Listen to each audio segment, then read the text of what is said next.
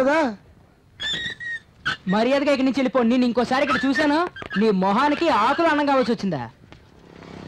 నోరులేని జవాన్ని కొట్టడానికి నీకు మనసు ఎలా వచ్చిందిరా? ఆ బాంబు నీ చెవిలో కాదు నోట్లో పెట్టుండాలి. చిన్న బాగానే మాట్లాడావు కదరా, ఇంత ఏమైంది? బాగా మాట్లాడతాను. పోబే అంత నా కర్మరా బాబు, నువ్వు బాగుపడవు.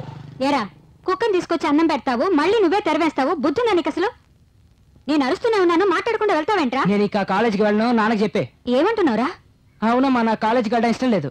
ఏరా? నాకు ఇష్టం లేదమ్మా. అలా మాట్లాడకు నాన్న. నేను ఎల్కేజీలో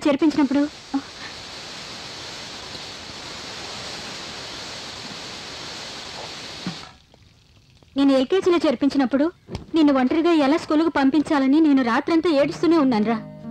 కానీ మరుసటి రోజు నువ్వు రిక్షాలో ఎక్కి అమ్మా జాగ్రత్త అని నాకే ధైర్యం చెప్పి వెళ్ళావు. నువ్వు వచ్చే వరకు కాలనీలో వాళ్ళందరి దగ్గర నీ గురించి నేను ఎంత గొప్పగా చెప్పానో తెలుసా?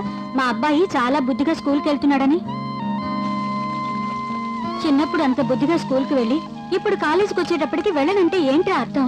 ఇన్ని సంవత్సరాలు ఒకే స్కూల్లో చదివి ఇప్పుడు కొత్తగా కాలేజీకి వెళ్ళాలంటే కొంచెం ఇబ్బందిగానే ఉంటుందిరా. కావాలంటే చూస్తూ ఉండు, కొత్త ఫ్రెండ్స్ దొరికిన తర్వాత అమ్మ నాకు ఈ కాలేజ్ నచ్చింది, నేను ఇక్కడే చదువుకుంటాను అని నువ్వే అంటావు.